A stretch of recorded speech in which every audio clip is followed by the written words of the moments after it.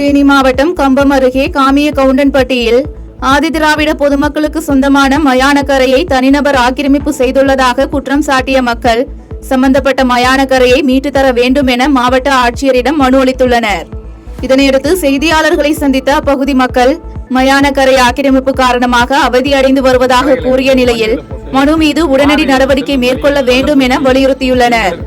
அங்க செல்ல விடாமல் தடுக்கிறாங்க.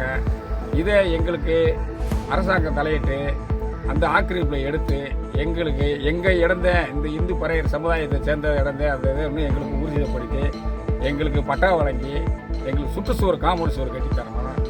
இதை மீறும் பட்சத்தில் அடுத்து ஒரு எங்கள் சமுதாயத்திலேருந்து ஒரு இறப்பு ஏற்பட்டால் நாங்கள் நேராக மயானத்துக்கு வராமல் தார் சாலையிலே வைத்து மிகப்பெரிய போராட்டத்தை முன்னெடுக்க வேண்டியது வரும். ராணிப்பேட்டை மாவட்டம் சோளிங்கரில் ஆற்காடு, ராணிப்பேட்டை, சோளிங்கர், அரக்கோணம் சட்டமன்ற தொகுதிக்கு உட்பட்ட காங்கிரஸ் கட்சி நிர்வாகிகள் நியமன ஆலோசனை கூட்டம் சட்டமன்ற உறுப்பினர் முனிரத்னம் தலைமையில் நடைபெற்றது. இந்த கூட்டத்தை தொடர்ந்து செய்தியாளர்களை சந்தித்த முன்னாள் மத்திய இணையமைச்சர் ஜே.டி. சீலம், தமிழகம் முழுவதும் கட்சியில் மறுசீரமைப்பு நடைபெற்று வருவதாகவும் அதன் ஒரு பகுதியாக சோளிங்கரில் இந்த மறுசீரமைப்பு ஆலோசனை கூட்டம் நடைபெற்றதாகவும் தெரிவித்தார். We are here to explain the process of Sangathan Srijan Abhiyan, which means strengthening the Congress party at the district, assembly level, block level, and ultimately village level through village Congress committees.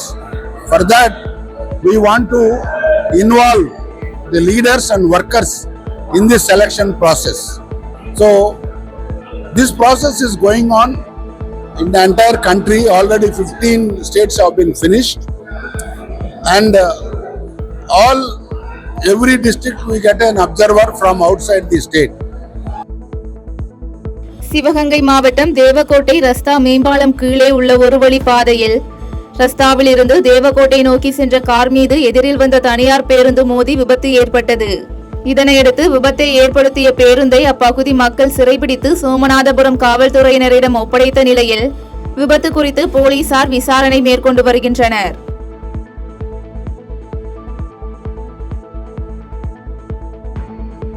Ariyalur மாவட்டம் ஜெயங்கொண்டம் பகுதியில் ஒழுங்குமுறை விற்பனை கூடத்தின் சுற்றுச்சுவர் கனமழை காரணமாக திடீரென இடிந்து அருகில் இருந்த சேகர் என்பவரது கூரை வீட்டில் விழுந்தது.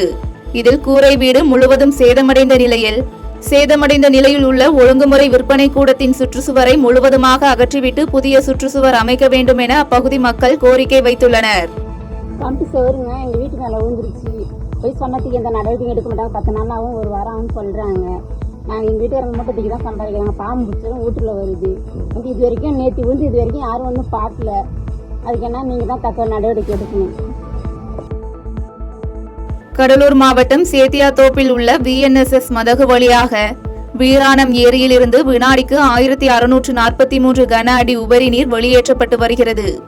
மேலும் வீராணம் ஏரியின் நீர்வரத்து தொடர்ந்து அதிகரித்து வருவதன் காரணமாக ஏரியின் பாதுகாப்பை உறுதிப்படுத்தவே உபரி நீர் வெளியேற்றப்பட்டு வருவதாக பொதுப்பணித்துறை அதிகாரிகள் தகவல் தெரிவித்துள்ளனர்.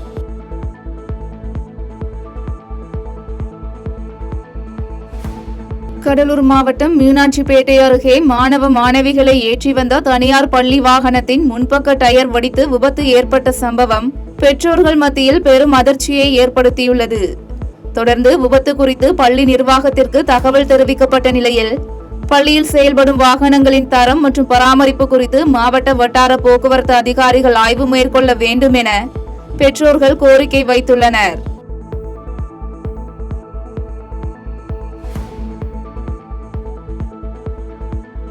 செங்கல்பட்டு மாவட்டம் தாம்பரம் அடுத்த முடிச்சூர் மதனாபுரம் பகுதியில் RK ரமேஷ் தலைமையில் நம் நாடு நம் மக்கள் அறக்கட்டளை மற்றும் முதியோர் இல்லம் துவங்கப்பட்டது.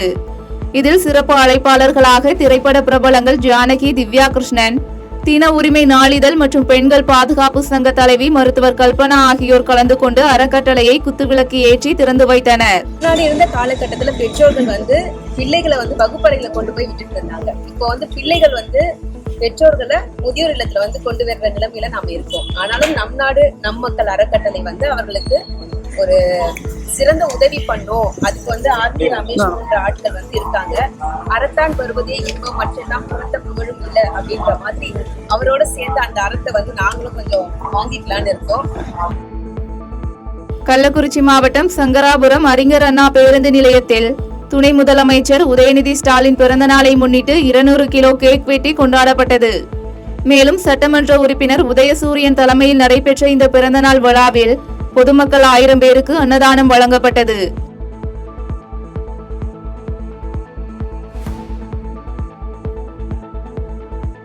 எத்தியோப்பியா நாட்டில் ஹேலி குப்பி எரிமலை வெடிப்பு காரணமாக வான்வழி பாதையில் கரும்புகை மற்றும் சாம்பல் பரவியுள்ளதால் சர்வதேச அளவில் விமான சேவையில் பெரும் பாதிப்பு ஏற்பட்டுள்ளது.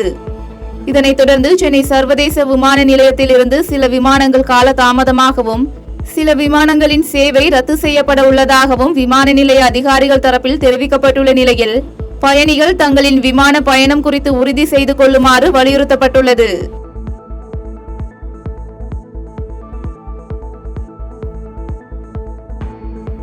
திருப்பூர் மாநகர குப்பை பிரச்சினைகளில் செயல்படாத மாநகராட்சியை கண்டித்தும் வாக்காளர் திருத்த பணியில் திமுகவினர் அதிகாரத்தை பயன்படுத்தி முறைகேடுகளில் ஈடுபடுவதை கண்டித்தும் அதிமுக சார்பில் ஆர்ப்பாட்டம் நடைபெற்றது. மேலும் பொள்ளாச்சி ஜெயராமன் தலைமையில் நடைபெற்ற இந்த ஆர்ப்பாட்டத்தில் 500க்கும் மேற்பட்டோர் கலந்து கொண்டனர்.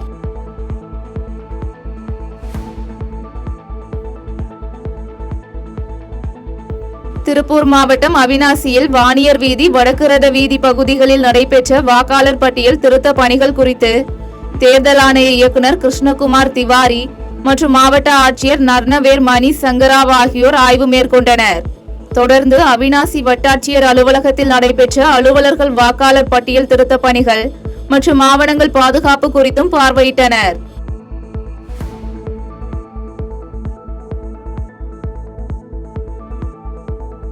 கிருஷ்ணகிரி மாவட்டம் கோணனூர் கிராமத்தில் உள்ள காவேரிப்பட்டினம் சாலையில் அதிவேகமாக சென்ற கார் ஒன்று கட்டுப்பாட்டை இழந்து 2 இருசக்கர வாகனங்கள் மீது மோதி விபத்து ஏற்பட்டது. இந்த விபத்தில் 2 இருசக்கர வாகனத்திலும் பயணித்த 4 பேர் படுகாயமடைந்து மருத்துவமனையில் அனுமதிக்கப்பட்டுள்ள நிலையில் போச்சம்பள்ளி போலீசார் விபத்தை ஏற்படுத்திவிட்டு தப்பி சென்ற கார் ஓட்டுநரை தேடி வருகின்றனர்.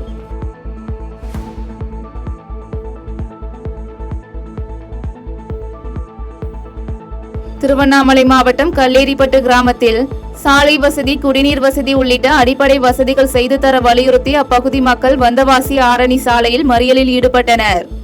இதனையடுத்து சம்பவ இடத்திற்கு வந்த போலீசார் மறியலில் ஈடுபட்டவர்களை கைகளை பிடித்து இழுத்து அப்புறப்படுத்திய நிலையில் மறியலில் ஈடுபட்டவர்கள் காவல்துறையினர் அராஜகத்தில் ஈடுபடுகின்றனர் என கூறி வாக்குவாதத்தில் ஈடுபட்டதால் அங்கு பரபரப்பு ஏற்பட்டது.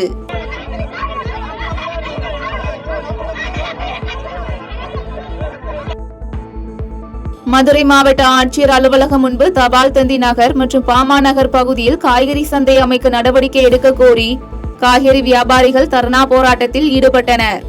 மேலும் நீதிமன்றத்தில் தாங்கள் தொடர்ந்துள்ள வழக்கு மீது விசாரணை நடைபெற்று உத்தரவு வரும் வரை பாமா நகர் பகுதியில் கடைகளை அமைக்க மாநகராட்சி அனுமதி அளிக்க வேண்டும் என கூறி மாவட்ட ஆட்சியரை சந்தித்து மனு அளிப்பதற்காக வருகை தந்துள்ளதாக போராட்டத்தில் ஈடுபட்டவர்கள் தெரிவித்துள்ளனர்.